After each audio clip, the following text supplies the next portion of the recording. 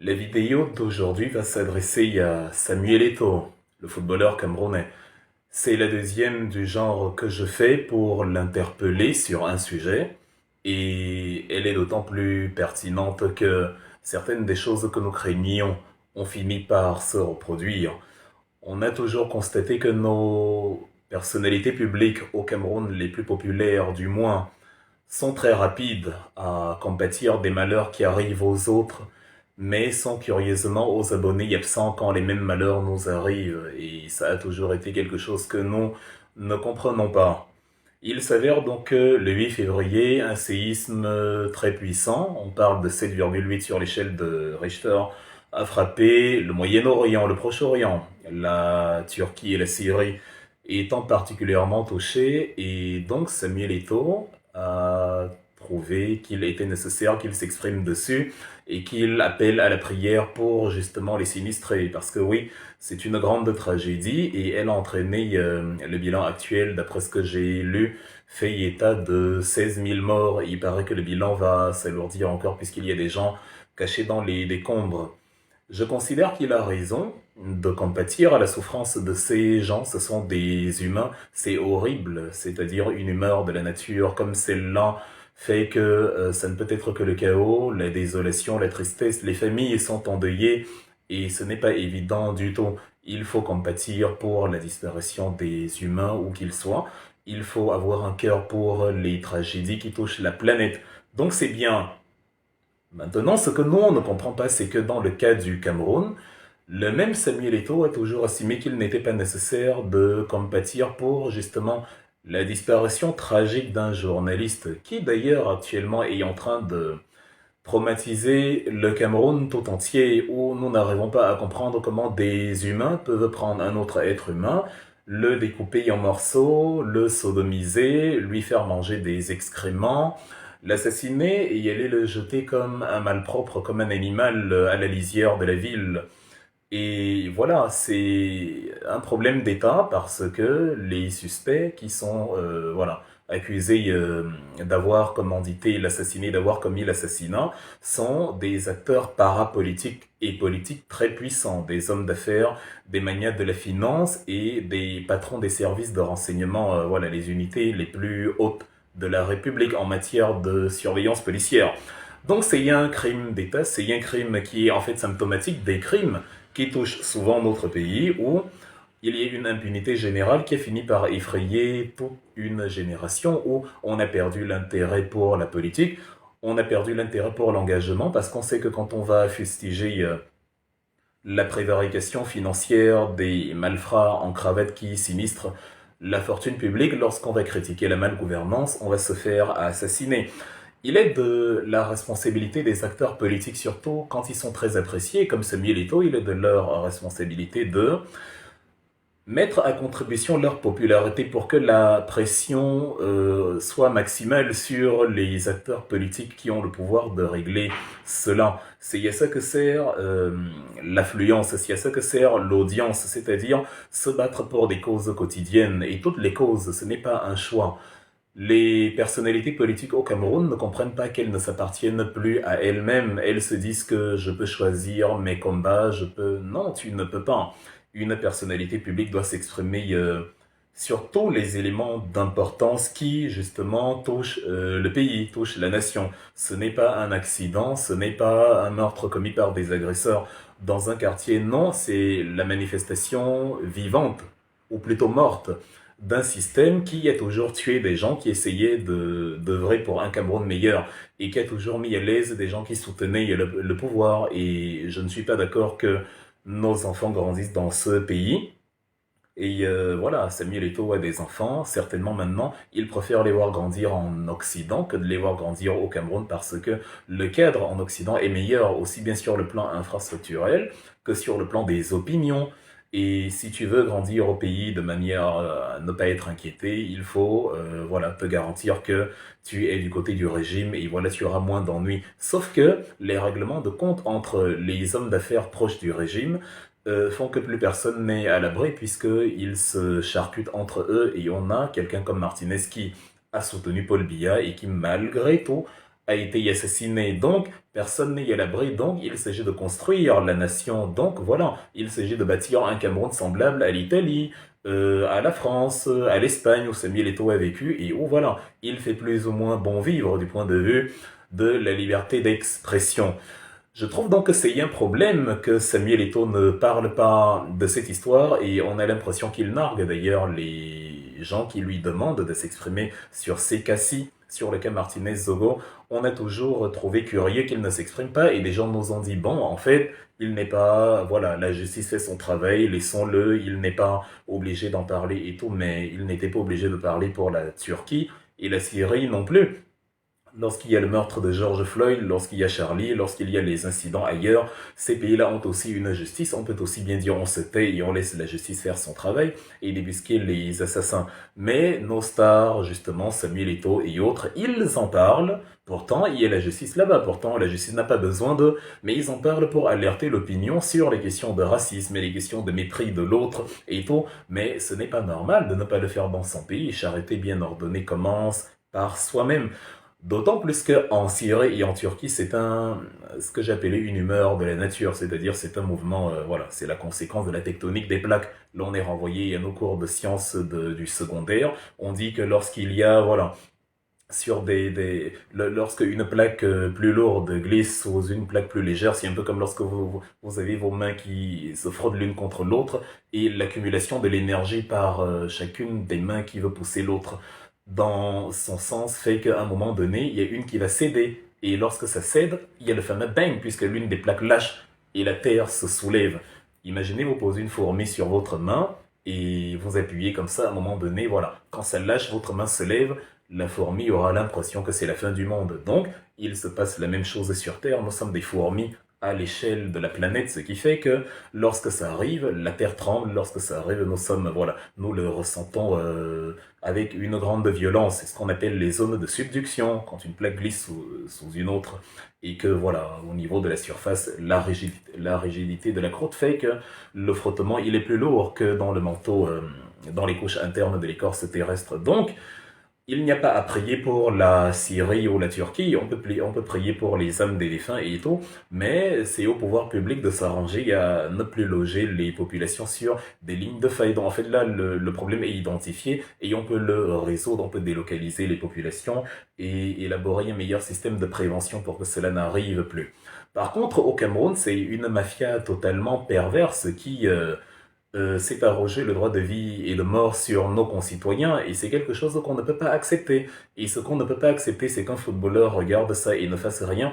Il a entraîné avec lui dans ce modèle puisqu'il y a beaucoup de gens qui se sont dit, bon, s'il ne parle pas, pourquoi c'est moi qui parle? Il y a beaucoup d'influenceurs, d'influenceuses, ceux qui nous ont dit qu'ils aimaient beaucoup le Cameroun, ceux qui, pendant la Coupe d'Afrique des Nations, voilà, ont vanté les stades, les infrastructures et tout. On cru que aimer le Cameroun, c'est dire que tout va bien, même quand on sait qu'il y a des problèmes, que le patriotisme, c'est brandir le drapeau camerounais sur Facebook, brandir, voilà, j'aime mon pays sur Facebook. Pourtant, voilà l'occasion de montrer qu'on aime son pays. Là, on se met à trouver des raisons. Samuel Eto'o ne s'entendait pas avec Martinez Zogo. Et alors, moi non plus, je ne m'entendais pas avec Martinez Zogo. Ce n'était pas mon ami. On ne se connaissait pas. Et c'était un soutien à Paul Biya que moi, je ne soutiens pas. Mais vu la façon dont on a tué un être humain, je ne peux pas accepter que cela continue. D'autant plus que c'est une sorte d'épidémie. On a tué Jean-Jacques Olabébé dans la foulée.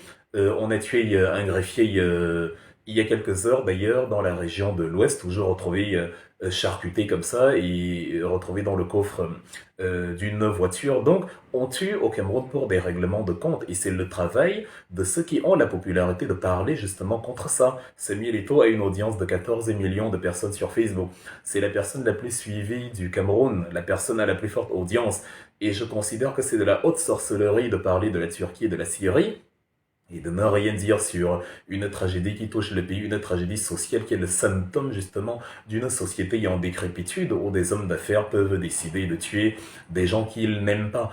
Et comme je l'ai dit pour le cas Nathalie, vous pouvez tourner ça comme vous voulez, il n'y a aucune justification à ne pas le faire. Il n'y a rien qui explique que Samuel Eto'o ne parle pas de l'affaire Martinez-Zogo. Ça signifie simplement qu'il préfère jouer la carte du petit esprit. Les petits esprits se focalisent sur la rancune personnelle qu'ils ont envers quelqu'un.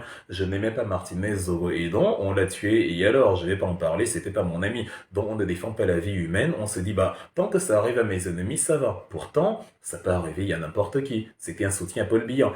La raison pour laquelle nous défendons la justice, c'est que le malheur qui arrive aux autres, le malheur que subissent les autres, peut aussi nous tomber dessus. Et justement, comme nous aimerions être soutenus si cela nous arrive, nous soutenons aussi ceux à qui ça arrive, même si ce sont nos ennemis. Voilà, c'est de ça qu'il est question. Il y a des illuminés qui vont donc nous accuser de récupération politique. J'ai envie de demander, mais elle est où la cohérence? Si on est des récupérateurs politiques, pourquoi est-ce qu'on demande aux autres, aux influenceurs, aux acteurs de la société civile, aux sportifs de s'exprimer? La récupération politique aurait signifier que nous voulons être les seuls à en parler, pour que nous soyons aussi les seuls à récolter les lauriers, pour que la famille de Martinez voit que nous sommes les seuls à en parler et que nous sommes les membres d'un parti politique précis qui compatit pour la vie humaine. Mais vous voyez bien que nous demandons à tout le monde de s'exprimer. Des gens donc qui nous disent vous faites de la récupération politique sont les mêmes qui nous disent bah, pourquoi vous voulez que les autres s'expriment. Vous voyez qu'on est dans une folie, on est dans une folie argumentative, dans une folie mentale qui cherche son explication. Samuel Eto'o doit s'exprimer sur le cas Martinez-Zogo. J'insiste dessus et je l'interpellerai encore une fois sur les questions. On se fiche pas mal de se faire insulter par ces ouailles qui ne comprennent rien à ce qu'est la construction d'une société. Il doit s'exprimer parce que l'Afrique n'a pas besoin de stars pour se construire. L'Afrique a besoin de modèles pour se construire. L'Afrique n'a pas besoin de gens qui, parce qu'ils tapent dans un ballon et ont gagné des milliards, sont considérés comme des demi-dieux, alors que, en principe, dans une société normale, ce sont les médecins qui devraient gagner le plus d'argent. Nous ne sommes plus dans la logique de courber les chines devant quelqu'un qui est devenu populaire parce qu'il a fait ce qui lui plaisait. Il a exercé sa passion. C'est très bien, on l'en félicite. Il nous a égayés sur les terrains de foot, mais maintenant il s'agit de société. Et quand on a raccroché les crampons, il faut qu'on se rende utile de manière pratique sur les problèmes de société quotidiens, sans tergiverser, sans réfléchir, sans chercher à savoir qui était mon ami, qui est machin. Non, c'est ça. C'est ce que nous, on recherche. On n'est pas impressionné en 2023 par quelqu'un qui était célèbre quand il était footballeur. Non, je suis impressionné par ceux qui s'engagent de manière pratique pour défendre les causes. Et non ceux qui défendent les causes au loin en sachant que, il n'y risque rien. Non, on a tout risqué. Tout le monde a risqué quelque chose. Il y a des gens qui ont risqué la liberté. Ils sont en prison pour leurs opinions politiques. Il y a des gens qui ont parlé depuis la diaspora. Alors qu'ils auraient bien pu se dire bon je ne suis plus dans le pays et tous ces problèmes, je n'ai qu'à m'occuper de ma petite vie. Ils ont parlé depuis la diaspora et ça leur a coûté de revoir leur famille au Cameroun. Donc si on perd nos parents, nos oncles, nos tantes, nos cousins et tout, on ne peut pas y aller parce que un régime nous a dit bon comme vous avez parlé contre nous, vous allez rester là-bas. Donc tout le monde sait de quelque chose. J'ai un problème avec ceux qui justement ne sait de rien et qui voilà vont faire des anachronismes comportementaux où on va les voir pleurer chez le voisin pendant que le sang ruisselle chez eux. Non, il faut parler dans le volet Cameroun. Il faut parler, il faut être un modèle, il faut assumer le fait que je suis une personnalité publique. Et si je m'exprime, ça va augmenter la pression pour que l'affaire soit résolue. J'ai toujours expliqué la raison pour laquelle je veux que Samuel Eto'o s'exprime. Je veux qu'il s'exprime parce que, comme je ne crois pas en la justice du Cameroun, je sais qu'ils sont capables de tout.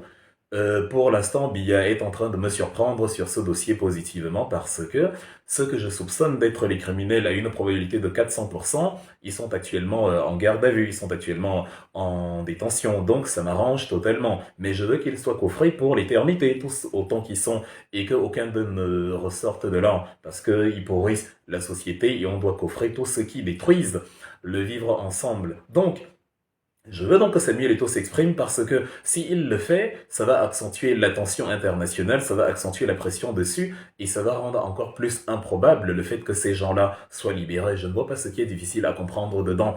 Plus il y a de la pression, plus l'affaire est résolue. Je ne connais pas des gens ici qui vont dire, je ne connais pas des gens ici qui, s'ils perdent quelqu'un, vont dire non, je ne veux pas que Samuel Eto'o s'exprime, je ne veux pas. Non, tout le monde, s'il perdait quelqu'un, si c'était son cousin, son mari, si Martinez Zogo était son oncle, il serait content que le maximum de personnes parlent de cette à faire. Ils seraient contents, les mêmes qui me disent pourquoi tu demandes à Samuel Eto'o de parler, les mêmes seraient contents actuellement que je demande à Samuel Eto'o de s'enquérir aussi de leur situation.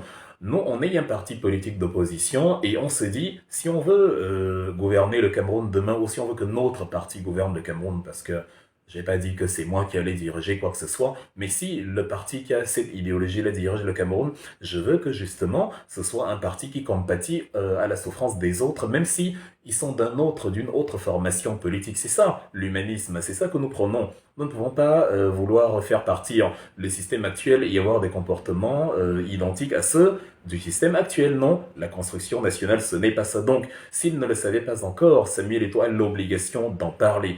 Je ne comprends pas ces influenceurs-là qui ont vanté leur amour, ces stars-là qui ont vanté leur amour pour le pays, et finalement, quand on demande réellement d'aimer son pays, quand il ne s'agit plus de faire de belles photos sur Facebook, quand il s'agit de vraiment agir et s'exprimer de manière forte pour construire quelque chose qui a été détruit, pour venger le sang de Martinez, pour venger le sang de Jean-Jacques Olabébé, pour venger le sang du greffier qu'on a assassiné, pour venger le sang de ceux qui ont été tués par les mauvais calculs politiques qui ont conduit à la guerre anglophone. Quand il s'agit de s'exprimer de si on ne les retrouve pas, au contraire, il est plus facile de soutenir des positions absurdes, notamment celle du régime. Samuel Eto'o était au Nozo, il dit voilà, tout va bien, je suis là sans garde du corps. Là, il peut s'exprimer. Non, on ne peut pas accepter ça, non. C'est de la barbarie, on ne fait pas ça. On est en train de détruire, on est une personnalité et on préfère détruire quelque chose dont on sait que ce n'est pas en bon état, en disant que c'est en bon état, donc on empêche un début de solution. On dit que tout va bien, et voilà, et quand il y a un crime, un meurtre, on se souvient qu'il faut parler quand ce sont les meurtres des autres. Donc en gros, au Cameroun, tout se passe bien. Non, ce n'est pas comme ça que ça marche. Il faut parler, il faut s'exprimer. C'est valable pour Samuel Eto'o, c'est valable pour Rigobert Song, c'est valable pour tous ceux qui se font appeler influenceurs patriotes au Cameroun. On en a un d'ailleurs qui m'a énormément intrigué cette semaine, Steve Farr, qui a disparu de la circulation depuis belle lurette et qui est ressorti comme un ovni de nulle part en nous expliquant qu'il était en train de construire un ranch à 500 millions de francs CFA. Bon, je suis content de voir qu'on peut gagner autant d'argent au Cameroun en étant simplement blogueur informatique, ou alors si c'est une affaire qu'il a montée et qu'il a rendu milliardaire, donc capable de dépenser 500 millions de francs CFA et d'avoir quand même encore après de quoi manger. J'aimerais connaître ce type d'affaires. Là, ça permettrait de sortir énormément de Camerounais de la pauvreté.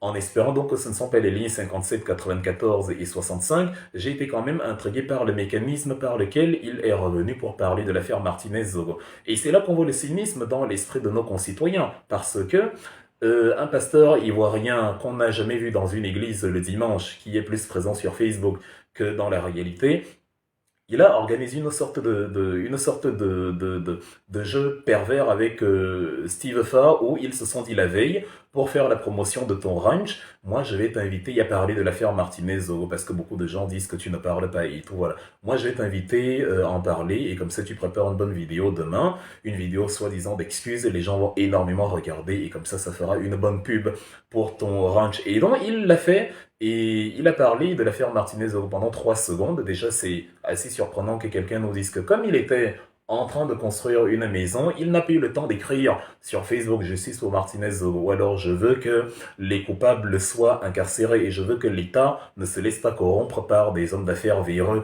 qui vont essayer de manipuler la justice. Non, pour écrire la simple phrase que je viens de dire et qui m'a pris 4 secondes et demie, il a estimé qu'il n'avait pas le temps et qu'il était en train de construire la maison. Maintenant, pour faire la publicité de sa maison, de son espace de villégiature, voilà, il a créé justement cette danse macabre avec le pasteur ivoirien, soi-disant pour soutenir Martinez Zogo, alors qu'il s'agissait en fait de la promotion de son manoir. Donc voilà les influenceurs que nous avons. Voilà la poubelle sociale que nous avons aujourd'hui, où les gens sont prêts à tout pour gagner de l'argent, même après la leçon Bruno Bidjan. Les gens continuent toujours d'adopter les mêmes circuits idiots et ils pensent qu'ils seront épargnés et que demain, ils ne seront pas pris dans les mailles du filet. C'est très amusant. Donc Samuel Eto'o, pour revenir à toi, s'il te plaît, tu dois dire à tes influenceurs, à tes petits frères, de faire comme nous, les antipatriotes, nous qui n'aimons pas notre pays, de parler des souffrances du Cameroun, quitte à se faire insulter, parce que nous on en parle, on accepte les insultes, ça ne nous fait rien du tout. On a craché sur le visage de Jésus. Pour les chrétiens, il ne sait pas laver le front, il a accepté, il a assumé. Voilà, on a insulté les musulmans, on a dit qu'ils sont des terroristes et tout, mais ils continuent d'exercer leur religion, voilà, et d'adorer le prophète Mohammed. Et c'est comme ça qu'il faut procéder. Il faut faire ce qu'on estime être juste, même si les gens racontent n'importe quoi dessus. C'est ce que nous, on essaye de faire dans le volet politique, et c'est ce à quoi on invite les autres à faire. Il ne faut pas chercher à avoir des amis à tout prix. Il ne faut pas chercher à être aimé des gens à tout prix. Il faut accepter que les gens peuvent ne pas cautionner ce que je suis en train de faire, mais tant que je sais que c'est bon, il faut que je le fasse. Donc, comme je l'ai dit à Nathalie Yamb, comme je l'ai dit à Rigobert Song, comme je l'ai dit à tout le monde, je l'ai dit à Samuel Eto'o, il faut que tu parles. Ça ressemble à de la sorcellerie, le fait que tu ne parles pas du cas Martinez. Et tu auras beau expliquer ça comme tu veux, il n'y a pas de raison. Les gens t'ont beaucoup aimé en tant que footballeur, mais le peuple a ceci de mesquin qu'il peut oublier, quel que soit le service que tu as rendu. Parce que la véritable construction sociale, ce qui permet aux Camerounais de vivre, ce n'est pas les buts que tu marques avec le FC Barcelone, non. C'est le fait qu'à travers ton pouvoir médiatique, ton pouvoir d'influence, tu peux dire au pouvoir public, je me joins à ceux qui mettent la pression sur le cas Martinez pour que, si les suspects que vous avez interpellés sont bel et bien coupables, ils ne réussissent pas à vous corrompre pour se faire libérer et qu'ils restent là-bas pour qu'ils ne viennent pas pourrir la société à l'extérieur. C'est mon exhortation d'aujourd'hui et je vais continuer ce type d'exhortation parce que nous ne sommes plus dans ce qu'on appelle au Cameroun la talako. Nous ne sommes pas impressionnés par la célébrité. Tout le monde peut être célèbre aujourd'hui, c'est très facile.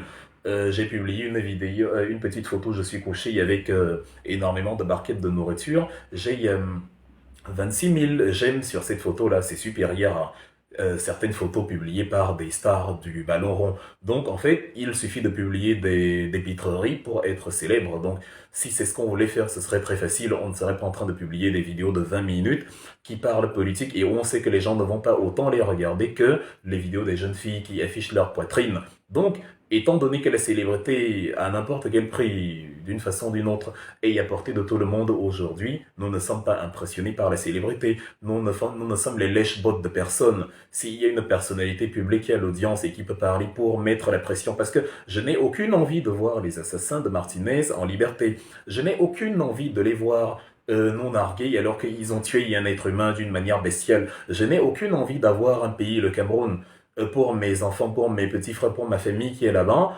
Voilà, dans ce contexte-là où on ne peut pas parler parce qu'une Prado noire, parce que tel homme influent va nous assassiner. Non, je veux un pays où quand tu assassines, on t'arrête, on te met en prison et tu ne vois plus jamais la lumière de la liberté. Voilà le Cameroun que je veux et je suis prêt à tout pour le construire. C'est pour ça que je vais y appeler la terre entière. Je vais y appeler Jésus. S'il était là, je lui demanderais de s'exprimer dessus. Mais comme Jésus est sourd et ne parle pas, Dieu est sourd et ne s'exprime pas, ils n'ont pas de page Facebook, ils ne m'écoutent pas. Je parle donc à ceux qui peuvent écouter, ceux qui s'inquièrent des morts en Syrie, au Pakistan, aux États-Unis, au Bangladesh et tout, et qui oublient un peu ce qui se passe dans leur pays. Charité bien ordonnée commence par soi-même. On ne vous empêche pas de compatir pour les autres. Mais c'est justement parce que vous compatissez pour les autres que c'est une absurdité inexcusable de ne pas compatir pour vous. Donc sortez de la sorcellerie et parlez enfin des affaires du Cameroun, monsieur Samuel Eto'o. Sauf si, en fin de compte, vous êtes espagnol parce que vous bénéficiez de la double nationalité, contredite par justement la loi camerounaise. Peut-être que vous avez estimé que les problèmes du Cameroun ne vous concernent pas, mais je veux bien entendre que vous êtes Camerounais, président de la FECAFOOT, et donc je vous invite de manière agaçante, comme j'ai dit pour Nathalie, c'est un acharnement que j'assume totalement, parce qu'on ne va pas lâcher cette branche-là, on ne va pas permettre que les criminels, cette fois-ci, nous échappent. On va mettre toutes les forces qui vont permettre que ceux qui ont tué Zogo et qui ont l'intention de tuer d'autres personnes, voilà, n'aient plus l'occasion de le faire. Donc parler ou voilà, ou parler. Il y a pas d'échappatoire, il n'y a pas d'issue, il n'y a pas de arrêter, mais arrêter vertement la sorcellerie.